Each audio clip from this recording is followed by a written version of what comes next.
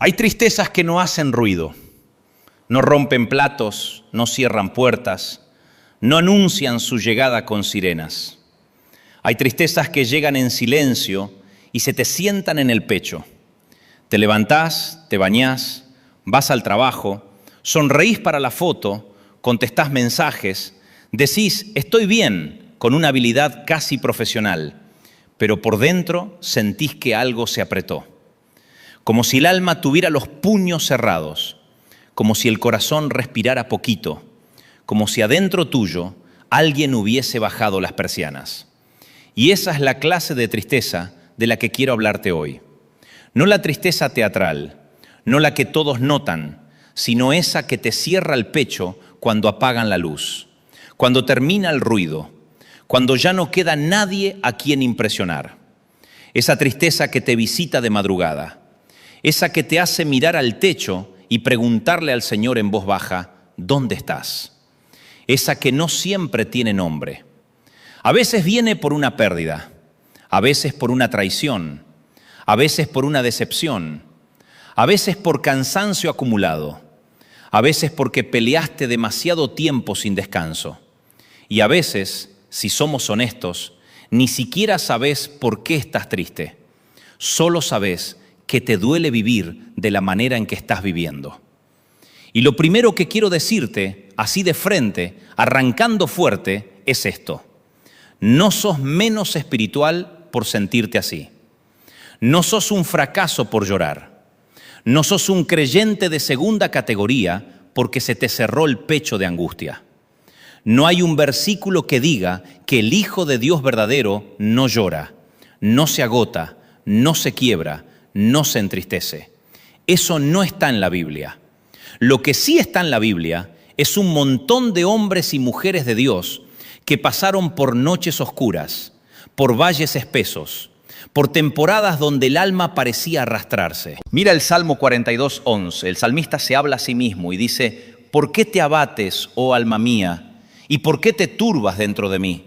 Espera en Dios, porque aún he de alabarle, salvación mía y Dios mío.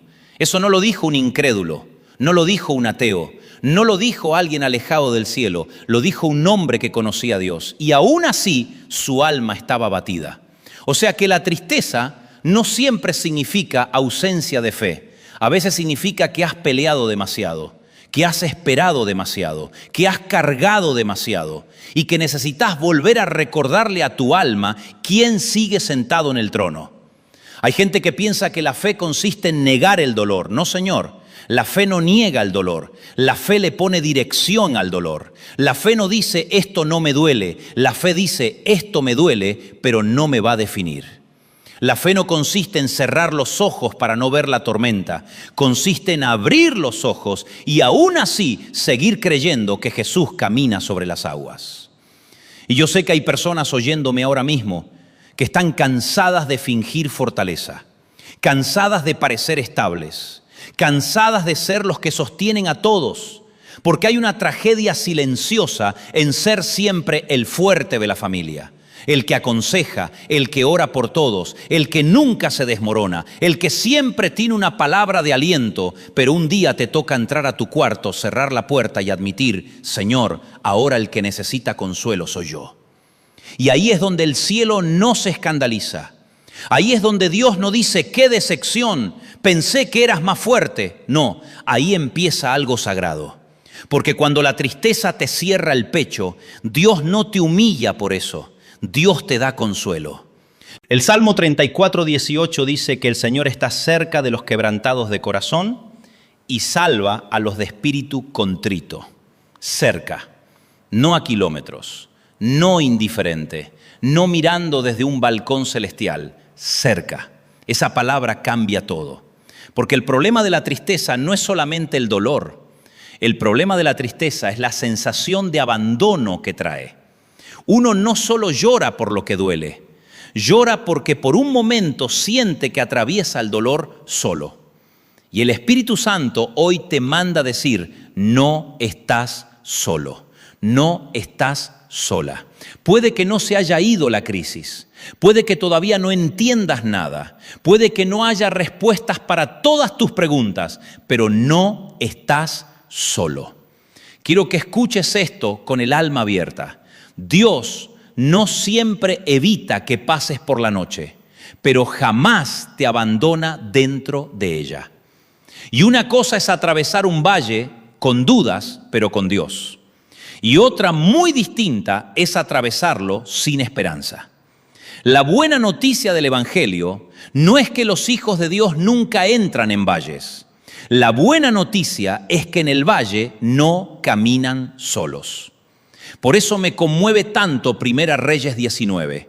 Elías, el profeta de fuego, el hombre que había visto caer fuego del cielo, termina debajo de un enebro pidiendo morirse. ¡Qué escena tan brutalmente humana! Venía de una victoria pública, de una demostración del poder de Dios, de un momento altísimo espiritualmente, y de pronto se desploma. Eso debería enseñarnos algo. Una gran victoria no te inmuniza contra una gran tristeza. Hay gente que cree que después de una experiencia tremenda con Dios, ya no vas a sufrir más, ya no te va a doler más nada, ya no te vas a cansar. Mentira. Elías acababa de vivir uno de los capítulos más gloriosos de su ministerio.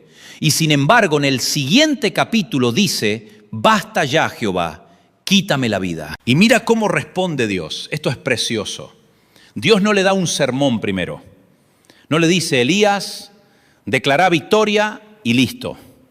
No le dice: no seas dramático. No le dice: ten más fe. Primero le da sueño, le da pan, le da agua, le da descanso, lo toca con ternura. Después le habla en un silbo apacible, en una voz suave, en un susurro.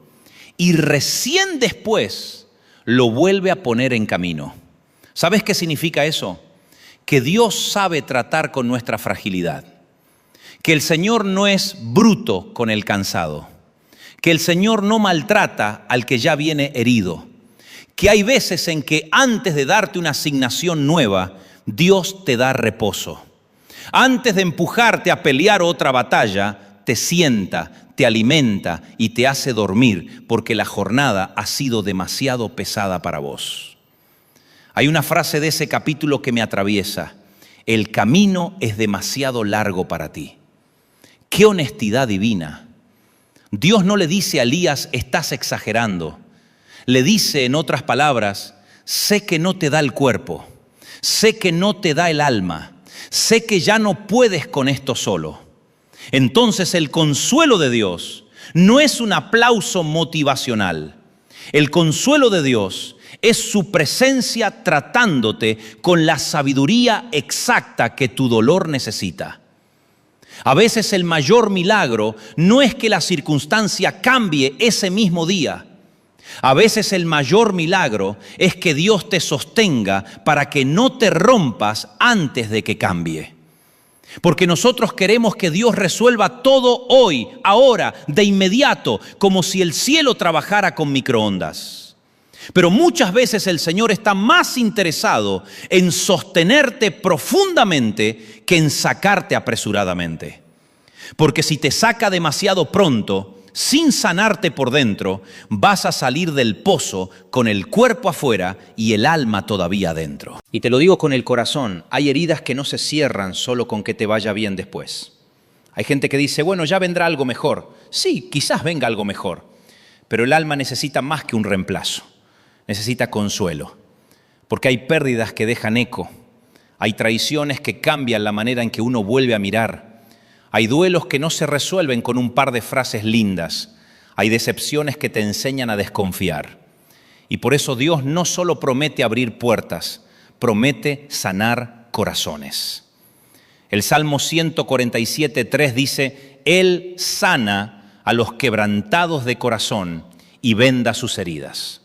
Qué imagen tan tierna. No dice solo que sana, dice que venda. O sea, se toma el tiempo de tocar la herida, cubrirla, protegerla, tratarla. No es un Dios apurado, no es un Dios que te dice superalo. Es un Padre que se inclina sobre la zona donde más te duele y trabaja ahí con manos de misericordia. Y entonces llegamos a una de las escenas más poderosas del Evangelio. Juan 11:35. 2 palabras. Jesús lloró. El Hijo de Dios frente a la tumba de Lázaro.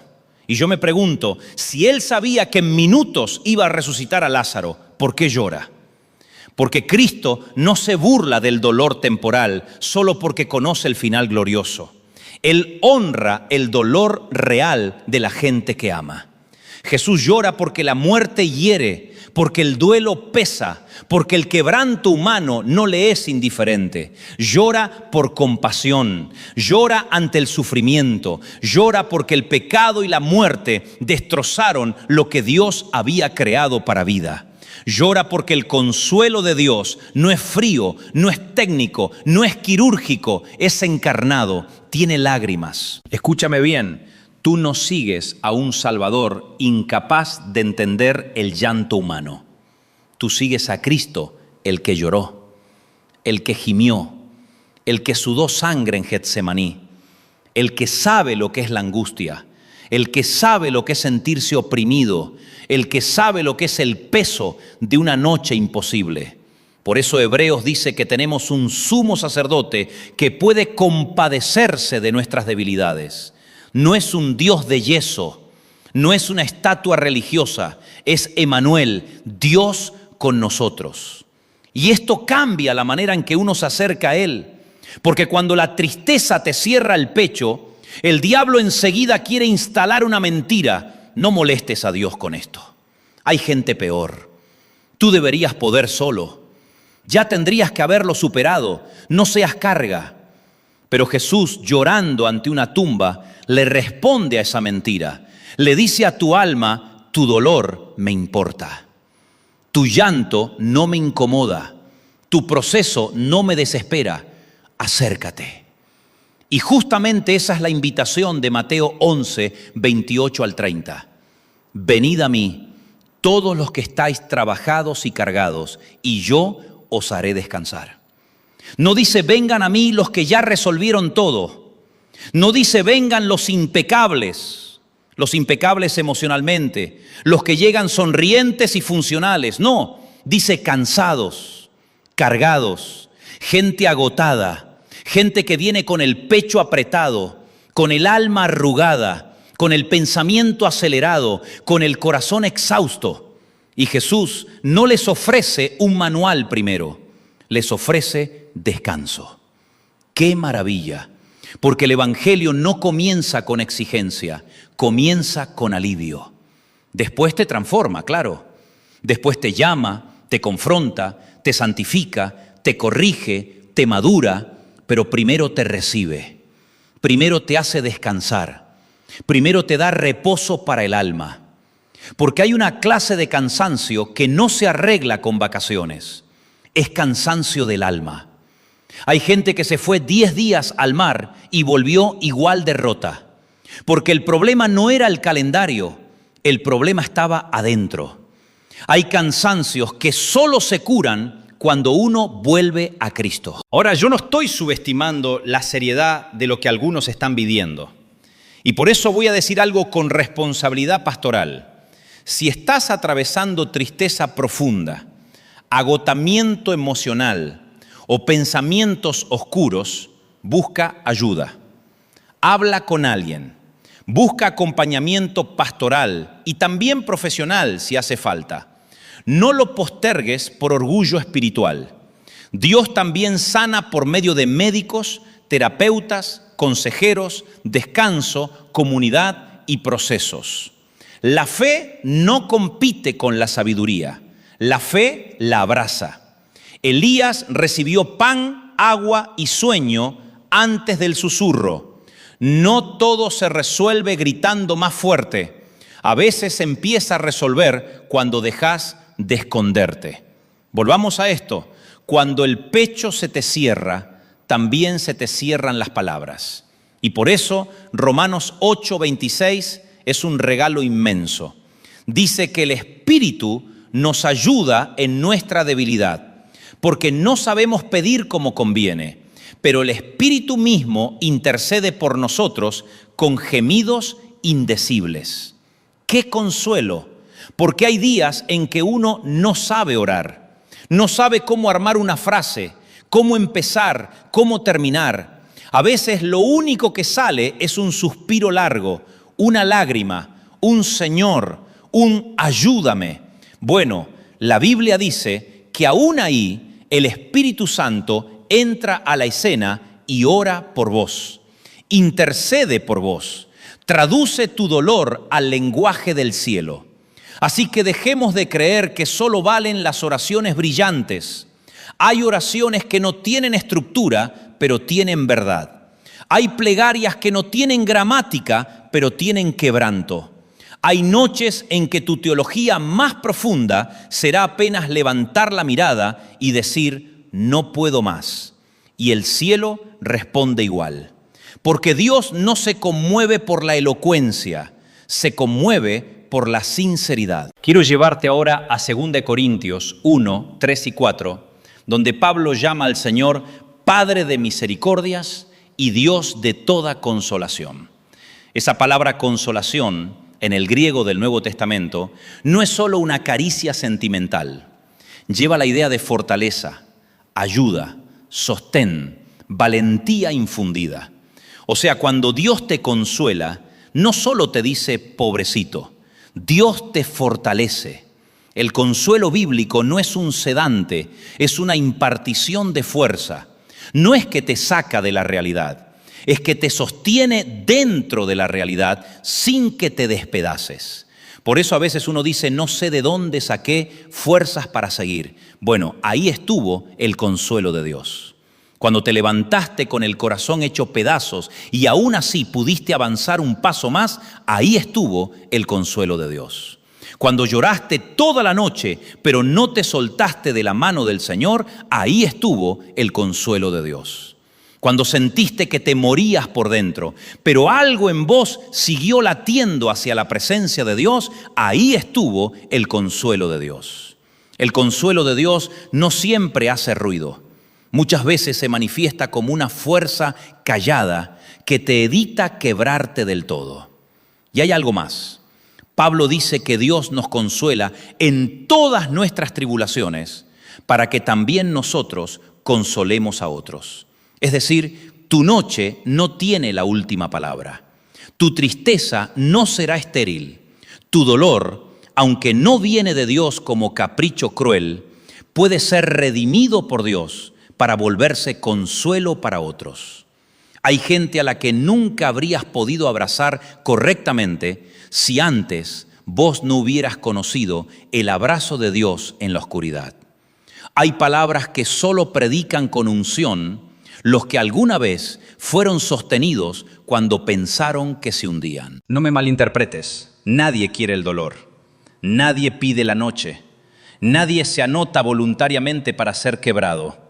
Pero cuando Dios entra en la historia, hasta lo que quiso destruirte termina siendo tierra fértil para un ministerio de consuelo. Por eso tus cicatrices no son una vergüenza, son evidencia de que sobreviviste acompañado por la gracia. Mira Lamentaciones 3, 21 al 24, un texto escrito en medio de ruinas, humo y pérdida. Y sin embargo ahí el profeta dice, esto recapacitaré en mi corazón, por lo tanto esperaré. Por la misericordia de Jehová no hemos sido consumidos, porque nunca decayeron sus misericordias. Nuevas son cada mañana, grande es tu fidelidad. Qué impresionante. No lo dice desde una playa, no lo dice en una temporada cómoda, lo dice en medio de la devastación. Eso significa que la esperanza bíblica no es ingenuidad, es decisión. Es decirle al alma, no voy a negar las ruinas, pero tampoco voy a negar la fidelidad de Dios. A veces uno no puede controlar lo que siente al instante, pero sí puede decidir qué va a recordar. Y Jeremías dice, esto traeré a mi memoria. O sea, voy a escoger qué verdad dejo sentarse en el centro de mi mente. Porque si solo te predicas a vos mismo lo que perdiste, te hundís. Si solo recordás lo que no salió, lo que te hicieron, lo que se murió, lo que se rompió, lo que no llegó, te asfixiás.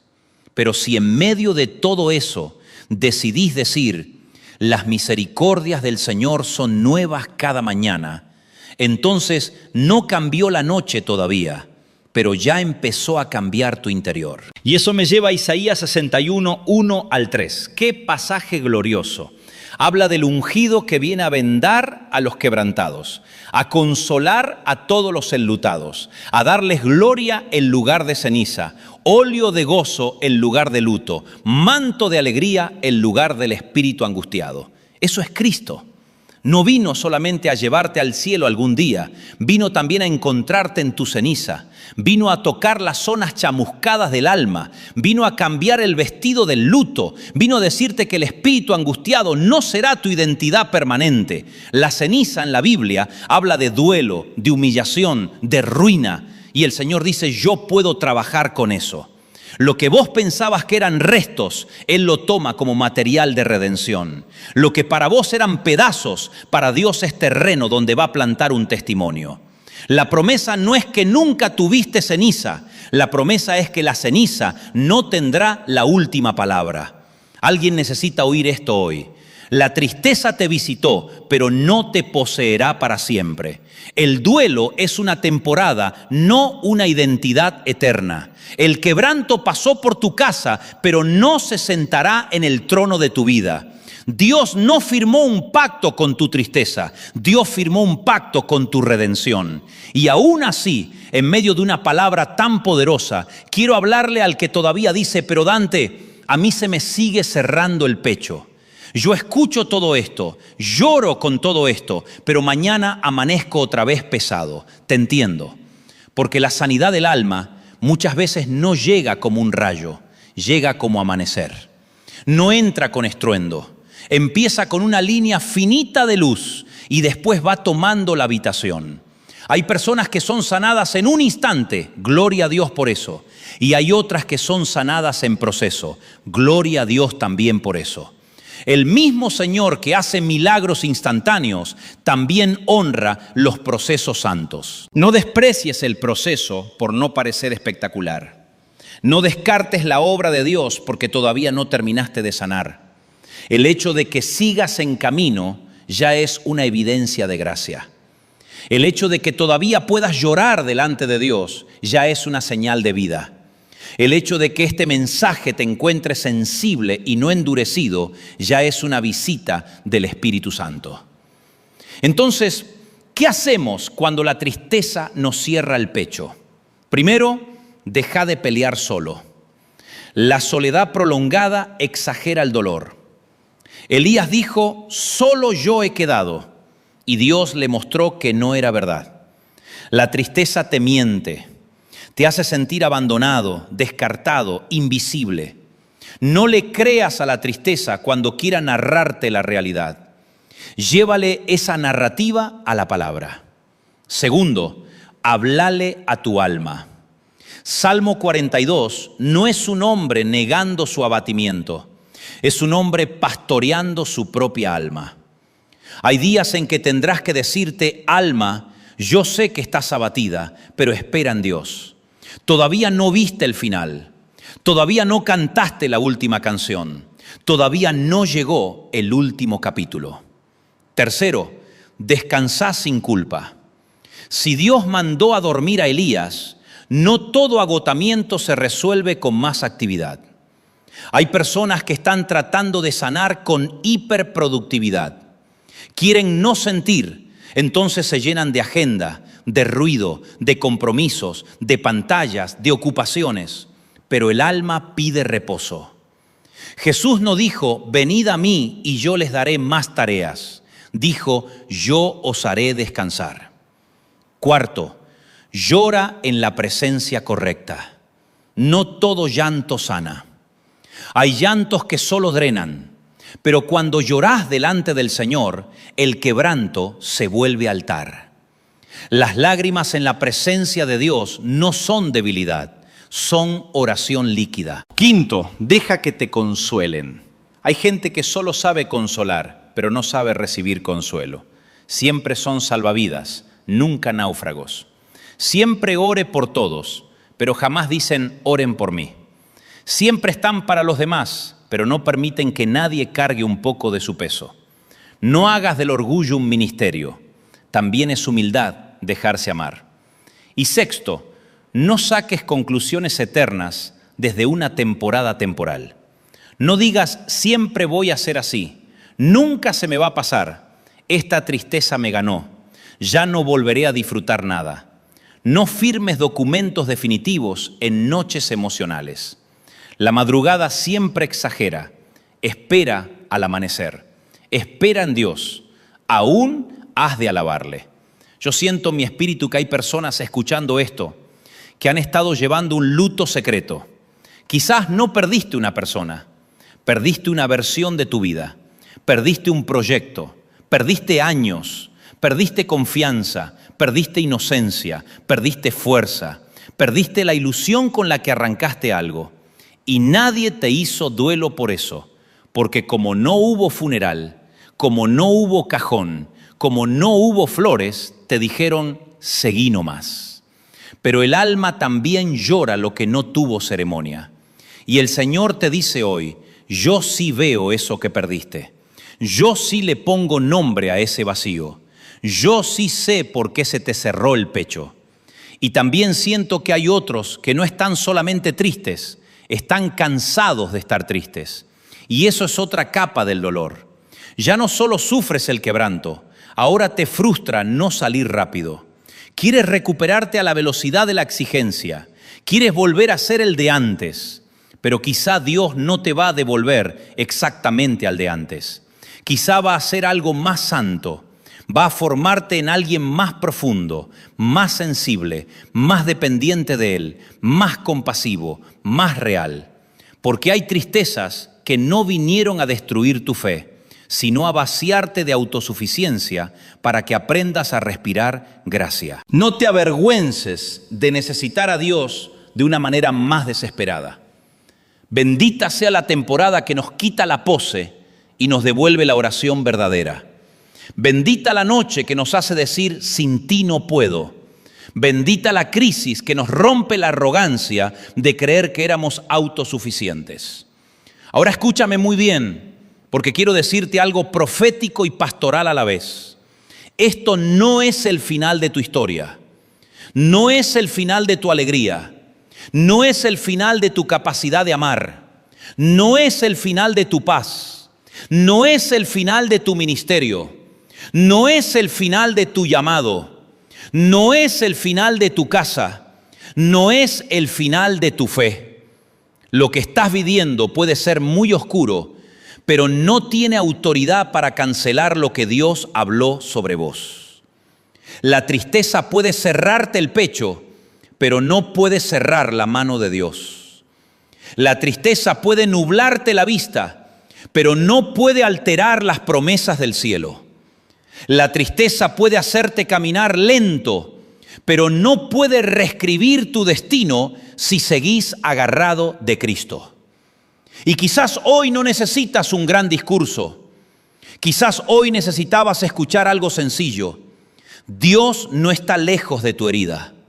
Dios está aquí. Dios está cerca. Dios te ve. Dios entiende. Dios no te apura. Dios no se fastidia con tu proceso. Dios no va a dejarte en el suelo. Dios todavía sana. Dios todavía venda. Dios todavía consuela. Dios todavía da descanso al cansado. Dios todavía susurra a los exhaustos. Dios todavía llora con los que lloran. Dios todavía cambia ceniza por gloria. Dios todavía hace nuevas sus misericordias cada mañana. Así que si hoy el pecho se te cerró, no corras lejos de Dios. Corre hacia Él. No escondas las lágrimas, llévalas al altar. No disimules el peso, entrégalo. No te castigues por estar cansado, descansa en Cristo. No te condenes por no saber orar, deja que el Espíritu interceda. No declares muerte sobre tu futuro, espera en Dios porque aún has de alabarle. Voy terminando, pero quiero hablarle a tu alma una vez más.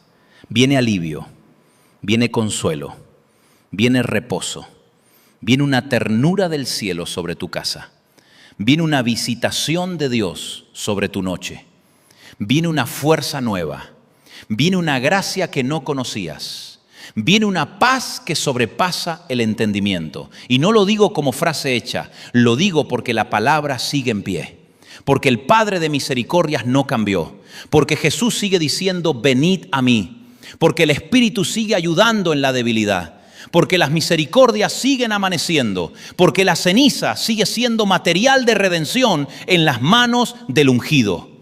Y ahora, ahí donde estás, haz esta oración conmigo de todo corazón. Señor Jesús, aquí estoy. No vengo a impresionarte, no vengo a esconderte mi tristeza, no vengo a fingir fuerzas que ya no tengo.